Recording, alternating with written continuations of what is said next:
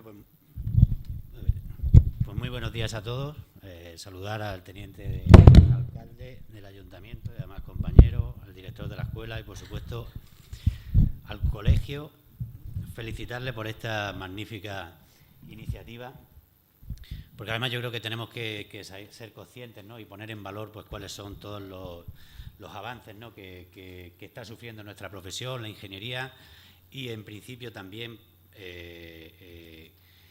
lo que significa o lo que va a significar pues también para el empleo y sobre todo para el desarrollo de cualquier sociedad.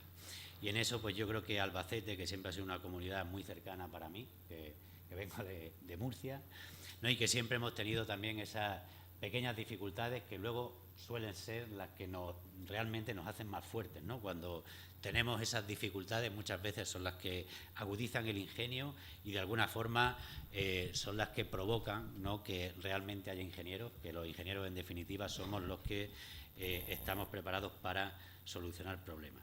Y el primer problema que tengo es que no encuentro mi presentación, pero trataré de solucionarla, digo yo, porque mientras que hablo no puedo. Estaba antes aquí. Estaba en la carpeta. Sí, pero por eso. Ahora. A ver, ya está solucionado el problema.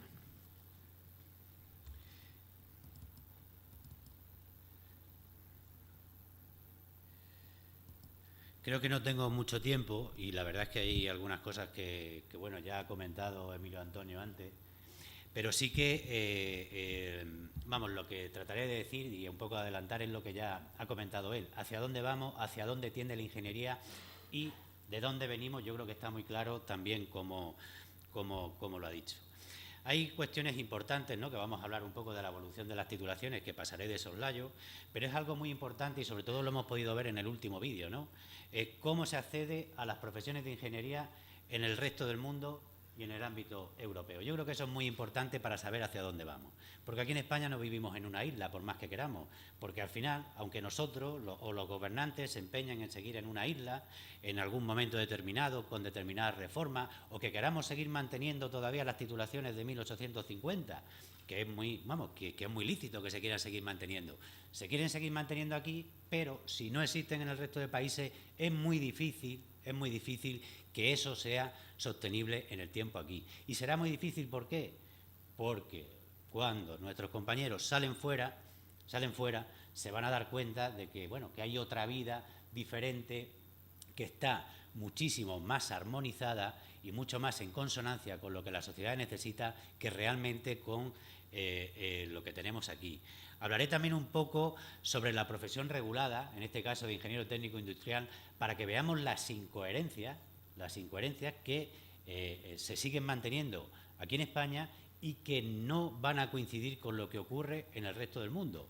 Y la parte, y sobre todo lo más cercano, que estamos hablando en el ámbito europeo. No olvidemos que estamos en la Unión Europea, donde hay un traspaso de trabajadores, donde tiene que haber libertad para que todos los profesionales podamos trabajar libremente, y no puede ser que las barreras nuestras que tenemos aquí en España nos impidan desplazarnos por el resto de Europa. Y hay una parte ya sobre las salidas profesionales que también le haré un poco de soslayo y quizá como introducción a la mesa de debate, porque vamos a tener expertos, ¿no?, y personas muy cualificadas en el ámbito de la ingeniería que realmente tienen más claro cuáles son las necesidades que tienen las empresas hoy en día en función de los ingenieros. Y luego, pues bueno, todas las actuaciones que estamos llevando a cabo desde el Consejo General y, por supuesto, desde todos los colegios. El Consejo General, solo como introducción, ya sabéis que aglutinamos a más de 80.000 graduados ingenieros técnicos industriales de toda España, 49 colegios, y que, bueno, en definitiva, lo que los colegios tienen a nivel provincial o autonómico, pues el Consejo General lo tiene la representación a nivel nacional y a nivel internacional de la profesión. Y ya una cuestión primordial que ha comentado ya el decano, Emilio Antonio, que es precisamente cuál es la función de los colegios, que no es otra que el servicio a la sociedad, siempre a través del trabajo de nuestros colegiados. Por tanto, la función principal de los colegios es dotar de herramientas competitivas a nuestros colegiados para que puedan realizar su trabajo de la forma, con la mayor garantía y la mayor confianza de cara a la sociedad, lo que permita precisamente el prosperar. Hay ciertas cosas que no me voy a detener, pero bueno, Bolonia, yo creo que hay que tener bien claro cuáles son los principios de Bolonia, sistema fácilmente legible y comparable de titulaciones en toda la Unión Europea, el sistema de crédito y movilidad de estudiantes, profesores, investigadores y posteriormente, como veremos, también trabajadores. En cuanto a las consideraciones de los títulos, los grados de carácter generalista y que den acceso al ejercicio profesional, que esto es muy importante, grado generalista y acceso a nivel profesional, y máster para formación especializada académica o que sirva también como inicio para las tareas investigadoras. Y una cuestión importante que además luego sacaremos en la mesa, porque muchas veces suele generar confusión, es que desaparece el catálogo de títulos, ¿vale? Ya no funciona como antes, donde el título coincidía con la profesión. El título era de ingeniero técnico industrial, la profesión de ingeniero técnico industrial. El título era de ingeniero industrial y la profesión de ingeniero industrial. Ahora aparecen los grados, que veréis que hay más de 100 denominaciones de grados diferentes en ingeniería, que si cumplen la orden CIN dan acceso a la profesión de ingeniero técnico industrial, y máster también. Está el máster de ingeniero industrial y luego pues, cientos de máster, ¿no?, de especialización en el ámbito de la ingeniería. Y eso, sobre todo al hacer el cambio, sí que hemos notado que se ha generado cierta confusión entre los propios estudiantes, entre las propias empresas que iban a contratar ingenieros, ¿no?, entre la propia sociedad que no sabía exactamente identificar a un ingeniero. Bueno, pues eso será una cuestión que plantearemos también posteriormente en la mesa de debate. En cuanto a la evolución de la titulación, bueno, ya las titulaciones pre-Bolonia, las de ingeniero técnico industrial, tienen una media, y de hecho, bueno, nosotros participamos en el estudio donde se analizaban todos los contenidos de la antigua ingeniería técnica con los diferentes planes de estudio desde el año 1948, que si no creo recordar que ha sido Emilio cuando empezó la primera promoción de ingenieros técnicos industriales, donde al hacer la equivalencia o la correspondencia a créditos ECTS actuales, estaríamos hablando de 315 ECTS. Al hacer la correspondencia con lo que ha dicho un ECTS, son 10 horas de formación y 15 de dedicación, ¿no?, que al final son las 25 horas que tiene un ECTS. Pues en definitiva, de media, con las titulaciones antiguas del ingeniero técnico industrial, daba una media de 225 ECTS en 3 años académicos. Hoy en día son 240 ECTS en 4 años académicos. En cuanto al máster, antes eran 5, o sea, en la ingeniería industrial eran 5 años y ahora son un grado de 4 años y luego un máster que varía en función de la universidad, desde 60 hasta 120 ECTS. Y aquí hablamos un poco ya de las diferencias, que también lo ha aplicado antes Emilio Antonio, que lo que comentábamos, cómo se posicionan los graduados, tanto los que tienen atribuciones como los que no, y los máster, tanto los que tienen las atribuciones o que dan acceso a la profesión de ingeniero industrial, como los que son máster de especialización. Y para eso están los niveles MECES. El nivel MECES es el marco español de cualificaciones de enseñanza superior, es decir, un nivel académico, y el nivel EQF, el European Qualification Framework, que lo que son un nivel profesional, no académico, profesional, ¿vale? ¿Qué ocurre? Que como en España no existe ahora mismo un marco o una norma donde se pueda identificar ese nivel profesional, ese nivel profesional se mide cualificaciones, destrezas y habilidades, ¿no? Como no existe ese reconocimiento de esas habilidades profesionales, ahora mismo se ha dejado en similitud o de alguna forma o en correspondencia con el nivel académico, de tal forma que a un graduado se le atribuye el nivel profesional 6, MECES 2, EQF 6, a un máster MECES 3, EQF 7, nivel profesional 7, y a un doctor el nivel MECE, el académico 4 y el profesional 8. Pero veremos posteriormente cómo, sin tener el nivel académico 4, podrás tener un nivel EQF 8. O sea, no tiene por qué corresponder nivel académico con nivel profesional. Que esa es la diferencia. Y una de las diferencias, ya lo digo aquí, en España parece que solo se puede saber si tienes títulos universitarios. Y si no tienes títulos universitarios, no sabes. Tantos títulos tienes, tanto vale. Eso nos vamos a dar cuenta de que no es cierto, o no es tan cierto. ¿Vale? Está claro que la universidad es una fuente de conocimiento, perfecto, pero el desarrollo profesional a lo largo de la vida también lo es. Y muchas veces, o más importante o menos importante. Lo que no se pueden hacer es poner barreras en función del nivel académico para el desarrollo profesional. Y veremos ejemplos muy claros. Y todo esto, el nivel EQF, surge precisamente por eso, y ya también lo ha comentado Emilio antes, que pese a que el nivel académico, a que el espacio el espacio europeo de educación superior, es decir, Bolonia, trata de unificar, resulta que luego muchas veces es muy difícil. ¿Por qué? Porque las titulaciones no coinciden en la denominación, no coinciden en los contenidos. Es decir, lo que aquí puede ser un ingeniero eléctrico, un graduado en ingeniería eléctrica, a lo mejor no coincide con un ingeniero eléctrico británico, ¿vale? O alemán, ¿no? Y las competencias y las cualificaciones no son las mismas. Por eso exactamente es cuando se crea el EQF, el Marco Europeo de Cualificaciones para el Aprendizaje Permanente. Es donde realmente se miden habilidades, destrezas y capacidades, ¿vale? Competencias. De tal forma, el resumen del sistema universitario tal y como hemos visto antes. El grado, el nivel MECES 2, EQF 6, el máster MECES 3, EQF 7 y doctor MECES 4, EQF 8. Y luego también tenemos algunos títulos de grado en farmacia, en medicina, que son de 5 años, que tienen automáticamente el nivel 7 del EQF.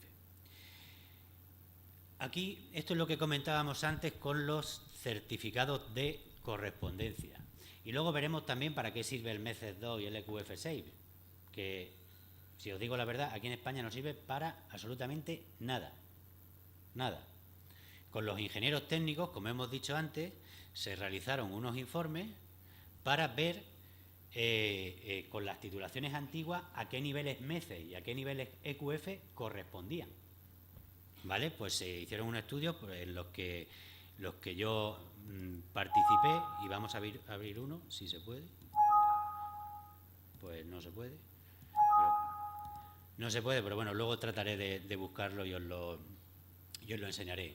De tal forma que se realizaron a través del Ministerio, por la orden, los certificados de correspondencia, que yo no sé si lo veis bien aquí. El título de ingeniero industrial corresponde con el nivel 2, grado, del Marco Español de Cualificaciones para Enseñanza Superior, y el nivel 6 del Marco Europeo de Cualificaciones EQF. De tal forma que el título de ingeniero técnico tiene la correspondencia de nivel. No significa que sea similar al título de grado. Tiene la correspondencia de nivel 2, MECES 6, EQF. Y el de ingeniero industrial antiguo, el nivel MECES 3 y nivel EQF 7. Y una cuestión importante, cualquiera también que tenga un máster universitario oficial de especialización, también está en el nivel MECES 3 y EQF 7, ¿vale? Y por lo tanto, luego tendría posteriormente acceso al doctorado. Pero ¿cuáles son las dos evoluciones más importantes las diferencias más importantes entre el título de ingeniero técnico y el título de graduado? Si nos fijamos aquí en la tabla, anteriormente, antes de la reforma de Bolonia, la ingeniería del segundo ciclo estaba en el grupo de cotización 1 en las empresas y en la función pública en el grupo A1. La ingeniería técnica en el grupo de cotización 2 y en la función pública en el grupo de cotización 2. empresa privada, el actual graduado, y aquí hay empresas que, por si no lo conocían, yo se lo voy a enseñar para que a los nuevos graduados los contratéis, por supuesto, en el nivel 1, ¿no? En el grupo de cotización 1, lo dice la Tesorería General de la Seguridad Social, que en definitiva a los títulos oficiales de grado en ingeniería les informamos que estos títulos de grado deberán entenderse incluidos en el grupo de cotización 1 junto a los actuales ingenieros y licenciados, ¿vale? Esa una evolución importante respecto, que ahora he perdido aquí esto, el ratón, respecto a los ingenieros técnicos en cuanto a lo que es la evolución con el título de grado. Y en la función pública exactamente igual. El Estatuto Básico del Empleado Público, artículo 76, te dice de forma muy clara y concisa que para acceder a los cuerpos tanto del grupo A1 como del grupo A2, la titulación tiene que ser la de graduado. Y punto. Y si se quiere exigir una titulación superior, tiene que haber una legislación, tiene que haber una norma con rango de ley que así lo diga. Por tanto, ¿qué quiero decir con esto? Que un graduado en ingeniería eléctrica, mecánica, electrónica o química se puede presentar a unas plazas de ingeniero industrial. Ingeniero industrial, ¿vale? Tenemos ya una sentencia del Supremo. A mí me llegó, a mí personalmente, una sentencia del Tribunal Superior de Justicia de Madrid la semana pasada, por la cual me admiten al cuerpo de ingenieros industriales del Estado. Yo soy graduado, soy máster y soy doctor, pero a mí me han admitido por el título de grado, ¿vale? Con el título de grado es el único válido para acceder a todos los puestos de la función pública. La Administración se está resistiendo, por supuesto, pero al final la ley está ahí. Ahí está la ley. Y luego a mí me gustaría saber qué le dicen a un graduado que venga de otro país y que se presente a una plaza de la Administración pública aquí. A ver si son capaces de echarlo. También os tengo que decir que los ciudadanos europeos tienen más derechos que nosotros en nuestro propio país. Y nosotros pagamos nuestros impuestos aquí, ¿eh? Y ciudadanos europeos tienen más derechos, como lo iréis viendo. ¿Por qué? Porque precisamente hemos firmado ese pacto. Precisamente hemos firmado ese pacto para la movilidad. Aquí queremos seguir manteniendo determinados privilegios, pero bueno, esto es cuestión de tiempo, de que vayan saliendo sentencias, poco a poco, estamos esperando que salga otra más del Supremo, y a partir de ahí, una vez que se logre que cualquier graduado, y que al final tiene que ser lo que hemos estado diciendo todo el tiempo, que una cosa es la titulación y otra cosa es tus conocimientos, capacidades y competencias. El caso, que os lo cuento, la sentencia que tenemos ya del Supremo, es de una plaza para ingeniero industrial de la Comunidad Foral de Navarra. Hacen la oposición, se presenta un compañero nuestro que era ingeniero técnico, hizo el curso de adaptación al grado, graduado, tenía bastante experiencia ya en el ámbito laboral, se presentó a la plaza, había, me parece, 4 plazas, no sé cuántos se presentaron, 40, 50, ingenieros industriales, él sacó el número 1. Sacó el número 1 de todos los ingenieros industriales que tenían más título universitario que él, más formación, más no sé qué, pero se presentó un examen y resulta pues, que lo hizo mejor que los demás, ¿no? Y pasó la prueba. Entonces luego, cuando fue a tomar posesión de su plaza, le dijeron, no, es que usted no tiene el título que estamos exigiendo en la convocatoria. O sea, fijaros hasta dónde llegamos. No somos capaces de contratar, eso en la empresa privada nunca pasaría. Cuando hacen un proceso de selección, ellos dicen quién cumple los requisitos para cubrir esta plaza y muchas veces les dará igual el título que tenga o no. Les van a pedir más bien competencia. A lo mejor me estoy adelantando un poco a las respuestas que me dan, o por lo menos esa es la sensación que tenemos. Pero en la función pública no. Dicen, no, el título, me tienes que traer el título. Pues nada, esa sentencia no le dejaron tomar posesión de su plaza. Fue a los tribunales, a primera instancia lo perdió. Fue al Tribunal Superior de Justicia de Navarra y lo perdió. Y fue al Tribunal Supremo y lo dejó bien claro. Lo dejó bien claro, la sentencia, la argumentación. Artículo 76 del Estatuto Básico del Empleado Público y que realmente resulta que el acceso a la función pública está regulado en la Constitución, en el artículo 32 o algo así, ahora mismo no lo recuerdo bien, ¿no?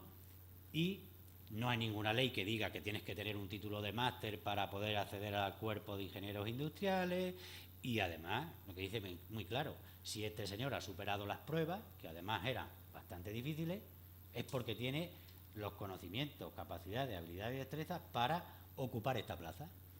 Pues ya está. Y ese señor, por supuesto, está ocupando esa plaza. A raíz de ahí, han sido ya en diferentes administraciones, ya se nos está admitiendo a los graduados, tanto te puedes presentar tanto a las plazas del grupo A1 como del grupo A2. ¿Cuál es la diferencia entre una plaza del grupo A1 y el grupo A2? Lo dice el propio Estatuto Básico del Empleado Público. Primero, nivel de responsabilidad y, segundo, las pruebas de acceso.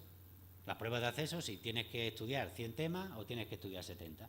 Y luego la responsabilidad. Pues si eres un inspector ingeniero o resulta que te presentas a una plaza de jefe del servicio de ingeniero, porque tienes más responsabilidad. Pues esa es la única diferencia que hay. Y a partir de ahí, pues que funcione.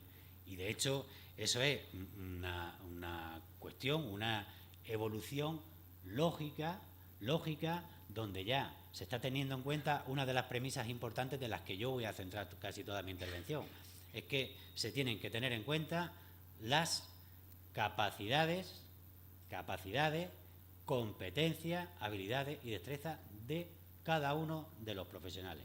Y no todos somos iguales, aunque tengamos el mismo título, y no solo con el título recibe esas competencias, habilidades o capacidades. ¿Cómo se accede a las profesiones de ingeniería en España? Aquí, bueno, yo creo que ya tenemos muy claro que se accede, que hay dos niveles dentro del ámbito de la ingeniería. La ingeniería, que ahora en la actualidad se accede con el máster con atribuciones, y hay todas las ramas, industrial, de caminos, agrónoma, minas, telecomunicaciones, y la ingeniería técnica, a la que se accede a través del grado. Y ahora estamos hablando de profesiones. En cuanto a la profesión de ingeniero técnico, tenemos que tener también bien claro que no existe en ningún país del mundo como tal la profesión de ingeniero técnico, que anteriormente los ingenieros técnicos que salían fuera de España trabajaban como ingenieros, y actualmente los graduados que salen fuera de España trabajan como ingenieros, y punto, a seca, no eso de ingeniero técnico. Pero lo que sí que existe en la mayoría de países es la habilitación profesional, ¿vale? Que esa es la segunda parte de lo que vamos a ver hoy. Y aquí empezamos con lo que son el acceso a las profesiones de ingeniería en el mundo. Y solo una cuestión, porque yo creo que todos tenemos que tener muy claro cómo es el acceso a las profesiones y cómo ha venido siendo siempre. Siempre se ha accedido a la profesión a través de un maestro. Era el maestro el que te enseñaba el ejercicio de la profesión, desde la antigua Roma, la Edad Media, todo lo que eran los gremios. Para las diferentes profesiones siempre tenías un maestro que era el que te enseñaba, y luego esos propios gremios son los que iban poniendo las normas sobre cómo se tenía que acceder a la profesión. Y esos gremios, corporativos, lo que era exactamente universitas, que significaba gremio corporativo, no eran más que asociaciones profesionales, y esto es el origen de las universidades. La Universidad de Bolonia es la Asociación de Profesores de Derecho, ¿no? La que se crea en 1088. Y de hecho, en las universidades todavía se mantiene esa enseñanza. Tú cuando haces un doctorado tienes el tutor, luego están los profesores ayudantes, ¿no? Y que siempre tienen a alguien que, como por así decirlo, es tu mentor. Y en esta parte, pues durante los siglos XIX y XX, parece como que se generaliza ya el título universitario como algo indispensable para poder acceder a una profesión. Y sin embargo, hay otros países que además lo siguen manteniendo, de la Europa central y del mundo anglosajón, que no han renunciado, es decir, siguen manteniendo los orígenes de tal forma que no disocian el aprendizaje de la práctica profesional. No disocian el aprendizaje de la práctica profesional, es decir, que me da igual, tú tienes tu título universitario, muy bien, pero para poder acceder a la profesión se exige algo más. Y es lo que vamos a ver ahora. De tal forma que en la actualidad hay tres modelos. Podemos diferenciarlos en tres modelos de acceso a la profesión de ingeniero. El modelo de licencia o de ingeniero profesional, que es el más exigente, que veremos que se da en Estados Unidos, Canadá, Japón, India, Taiwán. El modelo de acreditación-certificación, Reino Unido, Australia, Irlanda, que también lo tenemos cerca. Y el modelo del título universitario, que se da aquí en España. El modelo de licencia Como veremos posteriormente, lo introduzco ya, es un modelo donde, además de tener un título universitario, tienes que hacer primero unas prácticas, tienes que estar ejerciendo aproximadamente unos 4 años, posteriormente hacer un examen y a partir de ahí ya te consideran ingeniero. El modelo de acreditación-certificación es un modelo de recertificación de conocimiento permanente que tienes que ir actualizando a lo largo de tu vida, donde, que además no es obligatorio para el ejercicio de la profesión, no se exige de forma obligatoria, pero sin embargo las empresas y la sociedad sí que te lo exigen, de tal forma que este modelo de acreditación y certificación se exige de forma indirecta. Y el modelo español, donde lo único que te exigen es el título universitario para acceder a una profesión. Y es insólito, como veremos, en el resto del mundo. Es decir, aquí en España solo hace falta que tengas un título universitario y automáticamente accedes a la profesión, ¿vale? Que eso es algo que no ocurre en ningún sitio. ¿Y de dónde surge el modelo de licencia? El primero que hemos visto, el más exigente. ¿Por qué? Estábamos viendo que en el primer momento se generaliza el título para acceso a la profesión. ¿Y qué pasó? Precisamente dos grandes accidentes, ¿no? El del puente de Quebec o el de la presa de San Francisco. Además, el puente de Quebec yo creo que se cayó hasta 2 veces. En estos dos accidentes se demostró que había sido por impericia del ingeniero que en este caso hizo los proyectos y llevó la dirección de obra. Y anteriormente, para ser ingeniero, lo único que se exigía era el título universitario. ¿Qué hicieron? A partir de estos dos accidentes dijeron, oiga, es que no solo basta con el título universitario para poder hacer este tipo de proyectos, es que tienes que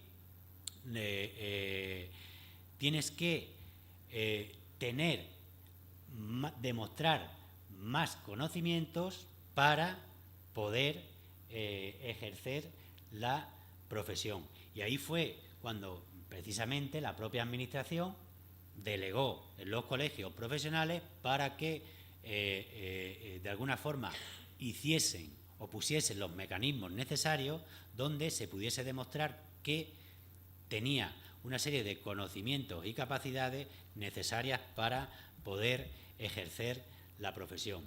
Lo hemos dicho antes, el modelo de licencia.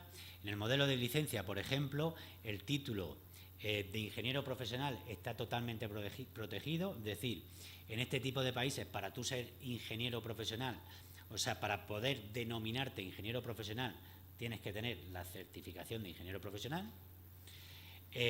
La profesión de ingeniero está totalmente regulada y las atribuciones van siempre en base a tus capacidades, a las habilidades que tú has demostrado.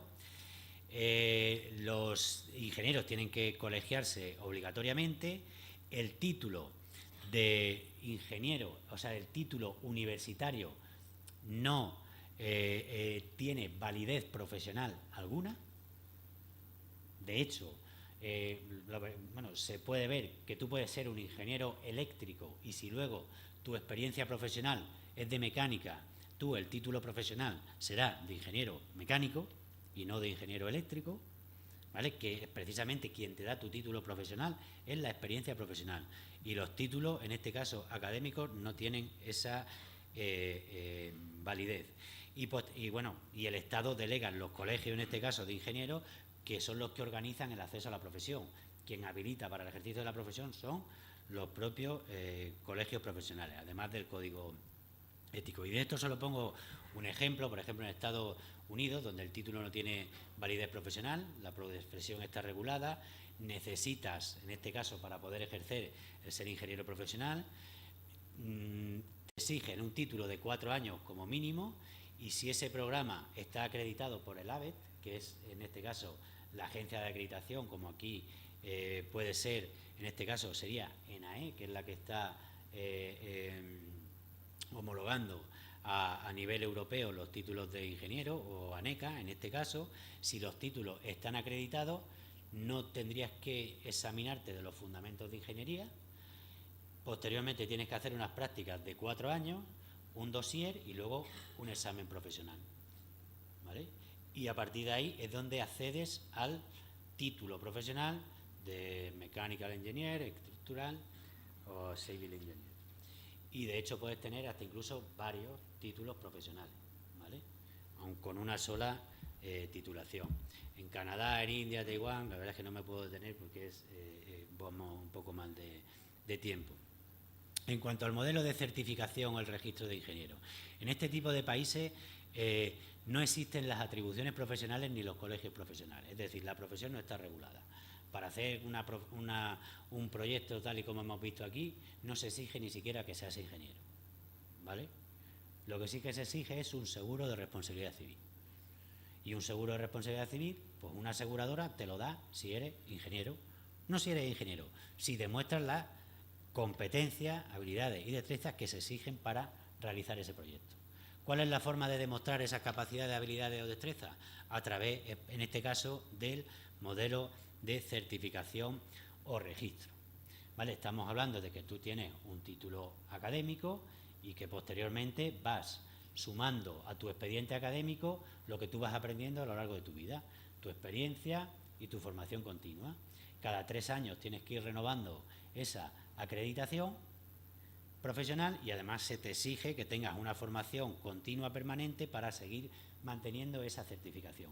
Como vemos, esa certificación no es obligatoria por nada ni por nadie, de forma directa, es decir, no se exige que estés certificado para firmar ningún proyecto ni para que te contrate ninguna empresa, pero sí que son las propias empresas las que cuando van a contratar a alguien exigen o piden o por lo menos valoran mucho más a un ingeniero que esté certificado que a uno que no lo esté. ¿Por qué? Porque el que está certificado tiene un compromiso con la formación continua, tiene que hacer esa formación todos los años y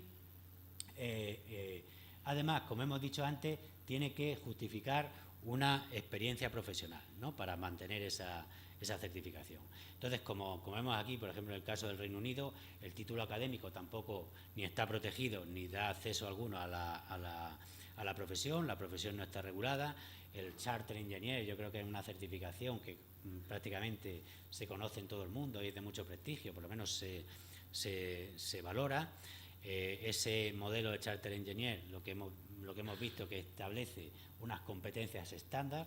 Cuando tú adquieres esas competencias estándar, te dan el título de Charter Engineer y posteriormente, como hemos dicho también, necesita esa renovación, ¿vale?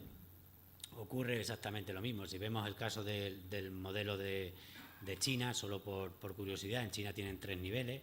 Los ingenieros asistentes, cuando luego pasas 4 años de práctica ya eres ingeniero y cuando tienes los 4 años de práctica más 5 años en el ejercicio de la profesión eres ingeniero senior. Y las cifras, bueno, pues en China hay 5 millones de ingenieros asistentes y 500.000 ingenieros senior. Y luego vamos al modelo de España y América Latina. Es decir, venimos de 2 modelos donde se tiene en cuenta experiencia y formación continua, donde en un caso las atribuciones profesionales son dinámicas y van en base a tus capacidades, habilidades o destrezas que has ido adquiriendo conforme tú vas acumulando experiencia y formación continua. En el modelo de la licencia, todo muy regulado, pero tus atribuciones dependen de lo que tú sabes, no del título que tienes. El modelo de la certificación, donde es exactamente lo mismo, no tienes atribuciones como tal, pero sí que te van a permitir que tú trabajes en base a tus competencias y capacidades y, por tanto, esas capacidades y competencias, como dependen de tu experiencia y tu formación continua, pues también se trata de un modelo dinámico, ¿vale? Y luego vamos al modelo latino de España, donde la profesión está regulada. La profesión está regulada, es decir, para poder realizar determinados proyectos tienes que haber estudiado un título universitario concreto, con unos contenidos concretos, estar colegiado de forma obligatoria y con las connotaciones que vamos a explicar ahora. Es decir, que en función de haber estudiado ese título y estar colegiado, tienes acceso a la profesión y tienes unas atribuciones profesionales que son las mismas durante toda tu vida. Desde el día que acabas tu título universitario, acabas la escuela, te dan tu certificado como que has terminado los estudios, vas al colegio y te colegias, tienes unas atribuciones profesionales que, como veremos posteriormente, son las que define la Ley 1286, decretos anteriores y determinadas sentencias. Tienes unas atribuciones que están segmentadas por ramas de conocimiento, que eso también es algo que se ríen de nosotros. Cualquier ingeniero que vamos por ahí por Europa y hablamos con ellos, se ríen de nosotros por esa cuestión, y no se requiere certificación de conocimiento alguno. Como hemos dicho antes, podemos estar, yo como estoy ahora, 10 años sin hacer proyectos, y el año siguiente voy y puedo hacerlo ya. O sea, puedo coger y firmarlo, porque a mí nadie me tiene que habilitar para nada. Yo ya tengo mi título y mi título me vale para siempre. De tal forma que aquí estamos entrando, o sea, lo que tenemos aquí es un modelo totalmente anticompetitivo. Por eso muchas veces la palabra esa de la competitividad se nos llena mucho a todos los políticos, sobre todo decirla. Hay competitividad, competitividad, competitividad. Hay que saber cuál es el significado de la competitividad, ¿vale?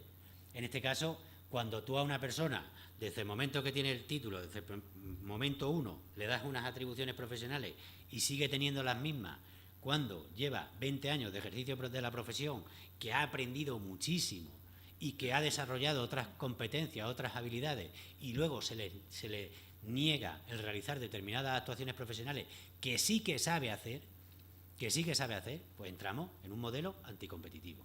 Y luego ya el de las ramas de conocimiento, el que aquí en España se firmen los proyectos por ramas de conocimiento y no por competencia o conocimiento. Es que es curioso. Que yo cuando lo cuento esto por ahí, de verdad, créanme que se ríen, ¿eh?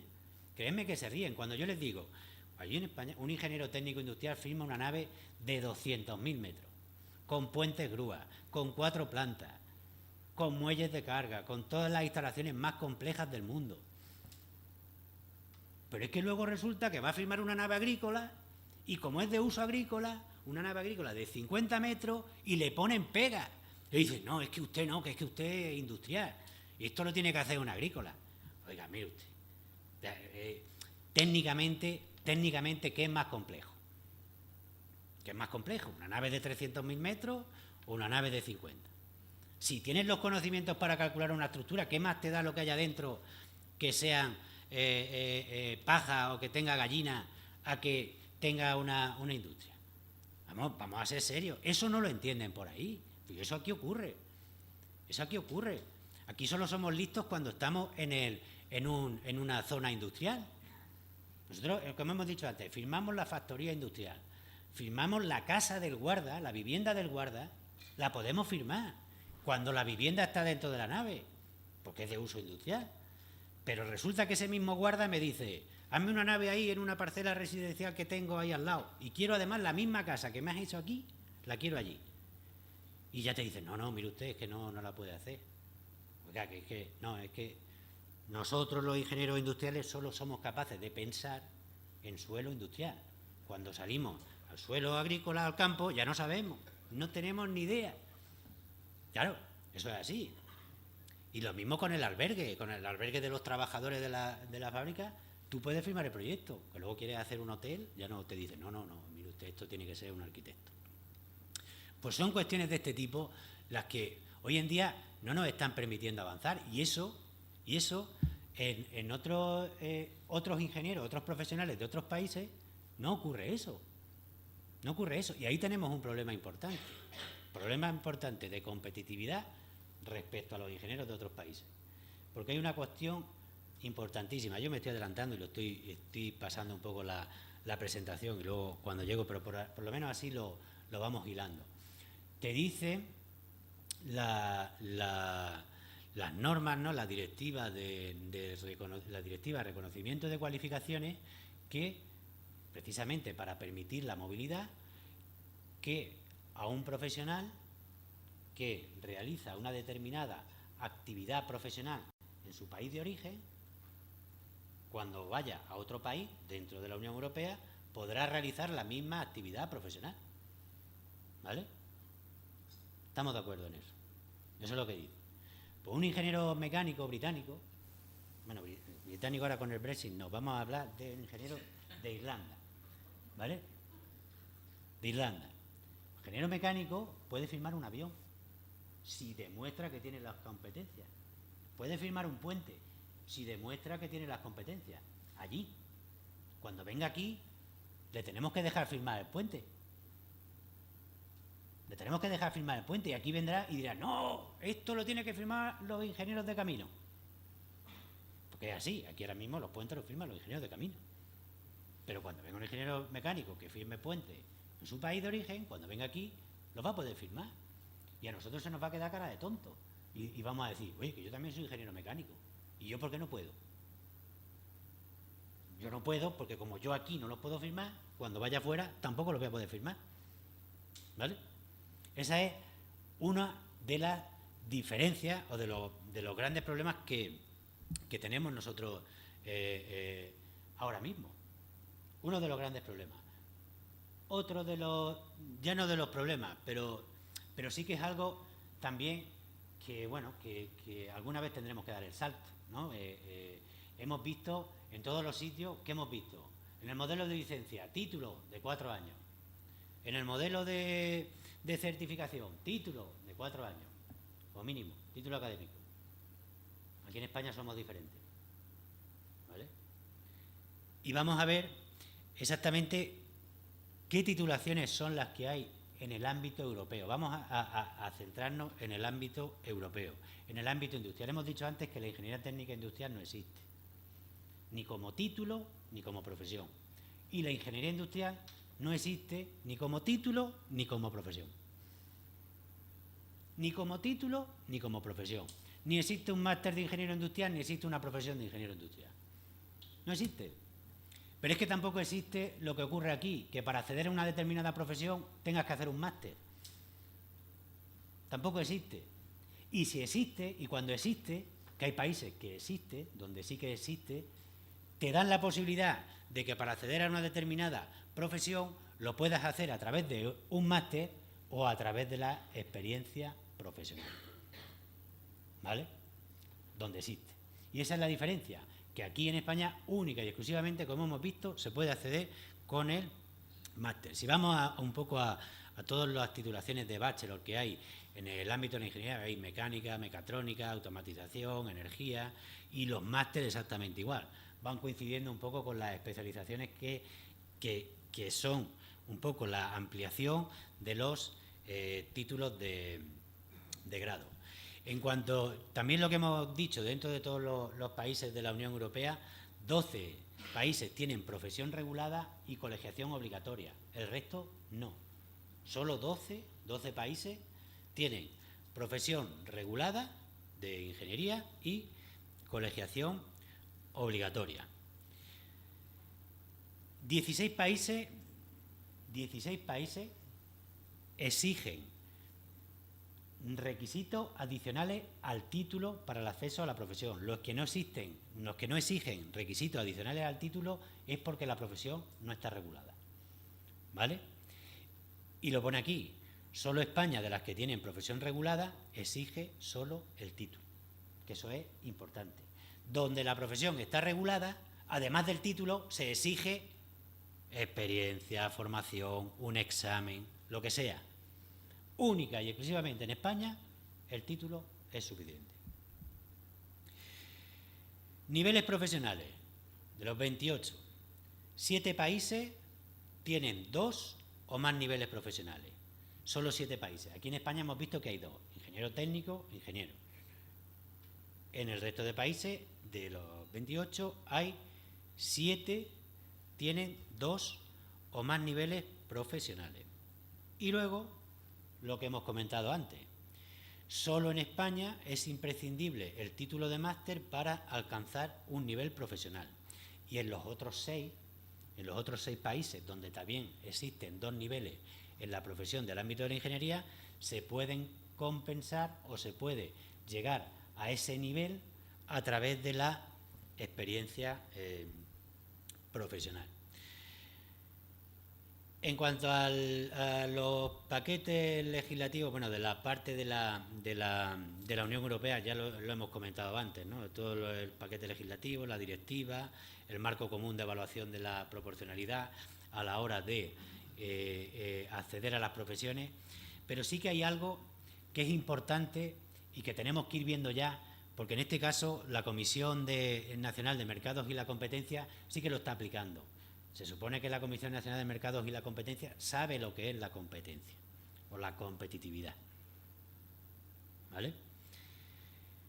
¿Qué estamos diciendo aquí y cuáles son los últimos dictámenes de la Comisión Nacional de Mercados y la Competencia? Que os quiero recordar, con los informes de evaluación de edificios ha sido la CNMC la que nos ha defendido y la que ha conseguido una sentencia en la Audiencia Nacional, por la que nos permite a los ingenieros e ingenieros técnicos realizar los informes de evaluación de edificios, que tengo que recordar aquí que llevamos luchando desde el año 2013, desde el minuto 1. Desde el minuto 1, y la administración esta tan competitiva que tenemos nos lo ha negado siempre, empezando por el Ministerio y por el resto de administraciones. Al final, la legislación y los tribunales nos dan la razón. Nada, otro caso más de competitividad. Pero no solo esto, sino estamos hablando en otro tipo de cuestiones, como ahora el último informe de coordinaciones de seguridad y salud en vivienda, de las cédulas de segunda ocupación, una serie de cuestiones. Pero para mí, lo más importante, que es donde se está poniendo ya en marcha lo que hemos hablado antes de la directiva de reconocimiento de cualificaciones, que ya estáis viendo aquí varias sentencias de la Unión Europea donde se permite ese traspaso de profesionales de un país a otro, donde se les permite realizar la profesión que hacen en el país de origen. Pero lo más importante y lo que te está diciendo es que debería haberse evitado su vinculación a una reserva de actividad a favor de titulaciones concretas, en vez de a la capacitación técnica del profesional actuante en el expediente administrativo. Por primera vez en la historia de este país se está diciendo, además de la titulación que tenga, como hay otras formas de aprender, que ya nos hemos dado cuenta que se puede aprender de otras formas, se tiene que tener en cuenta la capacitación técnica del profesional. Y ya lo está diciendo aquí, ya lo está diciendo la CNMC y ya se está aplicando en la sentencia. Esa es la evolución que tenemos que sufrir como país. Oye, que la hemos vivido todos, que aquí todos podemos tener el mismo título o los mismos títulos, pero profesionalmente somos muy diferentes, pero muy diferentes. Unos sabrán muchísimo más de una cosa, otros muchísimo más de otra, y otros no sabremos nada, ¿vale? Pero esa diferenciación se tiene que ver, se tiene que hacer notar y tiene que de alguna forma valerte. Por tanto, yo creo que estamos ya, pese a la resistencia de quien sea, estamos frente a un cambio de modelo que queramos o no queramos, y en el momento que haya quizá una estabilidad en el gobierno que permita, en un gobierno, me refiero a un gobierno de España, una estabilidad que permita afrontar temas de este tipo, porque al final se destinan recursos en otros temas que pueden ser que tengan más inmediatez o que a nivel político sean más interesantes, ¿no? Pero que cuando haya un poco de estabilidad se tendrá que afrontar este tema y ver cómo se evoluciona el modelo de las profesiones. Y si no nos ponemos de acuerdo, se nos va a quedar cara de tonto conforme veamos cómo vienen otros aquí a España, y veremos que serán mucho más competentes que nosotros. Hemos visto que el modelo español es casi insólito a nivel mundial, la gran importancia de la experiencia y la formación, que son las propias organizaciones profesionales las que realizan esa habilitación o certificación, y que en este caso se tiene que revisar la regulación de nuestra profesión en el entorno europeo, y por tanto es el cambio de modelo que estamos esperando. ¿Qué tiempo me queda? ¿5 minutos? ¿10 minutos? ¿Por dónde voy? Ya, es que cuando quiera acabe. No, si no acabo ya, ¿eh? Solo dos cuestiones que me parecen importantes, porque lo que es la profesión y lo que son las atribuciones, yo creo que todos tenemos un poco claras, que hoy en día son las de la Ley 1286, sobre todo las de muchas sentencias, ¿no?, que han ido un poco ampliando. Sí que es importante que se sepa de dónde venimos, ¿no?, que Aparte de la redacción y firma de proyectos, nuestras atribuciones, lo pone bien claro, la dirección de las actividades objeto de los proyectos, mediciones, cálculos, el ejercicio de docencia y la dirección de toda clase de industrias o explotaciones. Esto es un poco como es la imagen de nuestra profesión en cuanto a las diferentes especialidades, mecánica, electricidad, química y electrónica, y textil, que ya prácticamente no hay. Cómo nos distribuimos tanto por edad y por ocupación, que es un dato que puede ser interesante, lo que es el ejercicio libre de la profesión, un 17%. El núcleo central de nuestra profesión trabaja en la industria, en la empresa del ámbito industrial, un 6% en docencia, un 3% en administración pública, empresarios 5% y otros un 9%. ¿No? El ejercicio de la profesión regulada, que no me voy a detener todos los tipos de proyectos que se pueden hacer, pero sí que os quería, por ejemplo, enseñar el caso de este compañero, ¿vale? Este compañero, ingeniero técnico industrial. Este hombre es José Peláez, ingeniero técnico industrial eléctrico. Y tiene, por supuesto, un máster MBA, tiene muchísima experiencia, formación en obras, trabajando con SACIR, y resulta que este hombre, ingeniero técnico industrial eléctrico, es el director de la obra de ingeniería más grande del siglo XXI, el Canal de Panamá, obra hidráulica. Aquí en España, este mismo señor, el mismo, o sea, que viste y calza, aquí le dice que voy a hacer un grupo de bombeo para riego de no sé qué. No, usted no es competente. Esto tiene que ser una agrícola. ¿Y cómo ese mismo ingeniero aquí en España le dicen que no es competente, que es lo peor que te pueden decir? Que te lo dicen luego en todos los ayuntamientos, cuando es que usted no es competente. Oiga, eso lo sabré yo si soy competente o no, ¿no? Me podrás decir que no tengo atribuciones, pero no que no soy competente, porque cuando te dicen que no eres competente es que no tienes conocimiento, es decir, que eres tonto. Entonces, claro, eso no te lo pueden decir. Tienen que utilizar el lenguaje correctamente. Usted no tiene atribuciones legales para hacerlo. Me parece muy bien, será discutible, iremos al juzgado. Pero no dejéis que os digan que no sois competentes, que eso es un insulto bastante feo, ¿eh?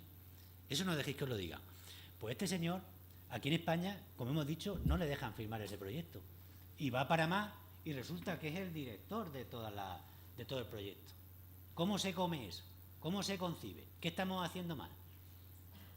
¿Qué estamos haciendo mal? Algo tendremos que estar haciendo mal. Claro. Aquí es donde se ve precisamente la diferencia. Y aquí es donde digo yo antes, este señor, como tiene un título de ingeniero técnico industrial, está en el nivel 2 del MECES. Y conforme aquí España, en el nivel 6 EQF, ¿no? Luego tiene un máster MBA, pero como no es universitario oficial no le cuenta y por lo tanto no está en el MECES 3. Seguiría estando en el MECES 2. Pero sin embargo, este señor estaría en el EQF 8. 8. ¿Por qué? ¿Quién le gana a este señor en cuanto a competencias, habilidades o destrezas? ¿Quién le gana? ¿Me lo podéis explicar? ¿Quién le gana? Nadie. Bueno, yo no, lo que te quiero decir. Y yo soy doctor y estoy en el nivel 4 meses y en el 8 EQF. Solo por el hecho de ser doctor ya está en el nivel 8 EQF. Pues bueno, yo entiendo que este señor es mucho mejor profesional que yo, pero es que es así. Y es que es así, ¿no? Y a este señor, conforme a la normativa española, estaría en el nivel 6 EQF. Oye, vamos a ser un poco serios. Se tienen que tener en cuenta competencias, habilidades o destrezas. Y eso lo tienen en cuenta en otros países que podemos pensar, estos son menos desarrollados que nosotros y tal. Ahí lo tenéis. A ver dónde está cómo se mide el desarrollo, ¿vale? Pues aquí un caso claro que quería enseñar. En cuanto al tema del empleo, nosotros tenemos un portal, nosotros somos un poco todo donde trabajamos, el portal con todas las empresas que participan en Proempleo Ingenieros, que yo no sé, hoy a todos los compañeros de mesa los voy a fichar para que firmen el convenio con nosotros. Eso lo diré ahora después. Nosotros estamos publicando aproximadamente unas 70.000 ofertas al año, casi 200 ofertas al día, y tenemos también un poco todas las ofertas que nos llegan en función de los diferentes sectores y los tipos de contratos. Hemos hecho varios estudios, ¿no? También. Y solo resaltar una cosa, porque también hay gente joven aquí en la sala que lo mismo está buscando trabajo, que cuando una empresa contrata a un ingeniero es algo, yo creo que es una parte importante, ¿no? de esa empresa, y por tanto los contratos que se le ofrecen suelen ser normalmente contratos fijos, ¿no? o por obras y servicios, ¿no? Que la temporalidad en el ámbito de la ingeniería no está muy de moda, lo cual no deja de ser bueno. Y luego ya, pues en cuanto a los sueldos, pues será también un debate que analizaremos en la mesa, pero hay de todo, ¿no? De todas las ofertas de empleo que van normalmente en consonancia, no con la titulación, sino con las competencias, capacidades y destrezas de cada uno. Y aquí se ve, cuando tú vas a una empresa privada, todos pueden ser que tengan el mismo título, pero claro, el director general de la empresa pues no va a cobrar lo mismo que el responsable de la línea de calidad o de producción de un determinado elemento, ¿no? Pues precisamente esta diferenciación que se ve aquí, donde todos tienen el mismo título, también se tiene que aplicar en el ámbito profesional. Y aquí la verdad es que esto yo lo había traído porque nosotros hicimos un informe sobre la situación del mercado laboral y las estadísticas de Proempleo de Ingenieros, pero lo que hago es aprovechar y lo podemos ver porque podríamos luego analizarlo en la mesa de debate que vamos a tener sobre el empleo, que precisamente cuando hicimos las encuestas a las empresas, lo que más valoraban, el 76%, lo que más valoraban era la versatilidad y la capacidad de adaptación de los ingenieros. Luego también experiencia frente a formación, del 74 al 26%, y sobre todo cuando se les pregunta si están cambiando las competencias dentro de la empresa, como veis, la gran mayoría dice que sí, ¿no? Otra cuestión importante, como hemos visto antes también, de la formación continua de nuestros colegiados, cuando lo hicimos, es que el 97% de nuestros colegiados había realizado formación el año anterior, o bien formación continua o bien formación universitaria, ¿vale? Otra cuestión que también analizaremos en cuanto a la movilidad de los propios ingenieros. Nosotros tenemos un plan de movilidad, además está funcionando muy bien en Alemania y tal, pero sí que pediré luego la impresión que tienen nuestros compañeros de mesa. Y bueno, en cuanto a la función pública y docencia, como hemos dicho antes, también tenemos que podemos trabajar en todos los sitios. Todos los empresarios y emprendedores, pues también estamos llevando a cabo medidas, porque no cabe duda que la ingeniería, que tiene el ingenio como en el ADN, pues la verdad es que yo creo que es algo totalmente necesario para emprender nuevas actividades en todos los ámbitos, ¿no? Y estamos colaborando y haciendo determinadas actividades. Nosotros tenemos el sistema de acreditación DPC Ingenieros del Desarrollo Profesional Continuo, que es un modelo que está homologado con el Charter Engineer, en este caso de Irlanda. Un ingeniero senior español coincide con un Charter Engineer de Irlanda. Es un modelo donde se tiene en cuenta la experiencia y la formación continua. Existe una exigencia se establecen 4 niveles: ingeniero junior, senior, advanced y expertise. Es un modelo que está basado única y exclusivamente en la experiencia y la formación de forma objetiva, de tal forma que se da un currículum certificado a la empresa para que pueda tener bien claro que no se le ha engañado. Se valora la experiencia profesional, se valora la formación, se va marcando una vida profesional, de tal forma que a cualquier ingeniero que sale de la universidad pueda ir superando hitos profesionales y niveles de acreditación a lo largo de su vida, con lo cual también no deja de ser una motivación. Es totalmente, como hemos dicho antes, voluntario. También para poder acceder a la acreditación o bien tienes que tener, ya estamos viendo que es un sistema que exige que algo además del título. Es decir, tienes que o tener un año de experiencia profesional, 2 años de práctica o realizar un curso profesional que es totalmente gratuito de 100 horas. Si superas el curso profesional o tienes un año de experiencia o un año o 2 años en práctica, accedes directamente a la acreditación ingeniero junior.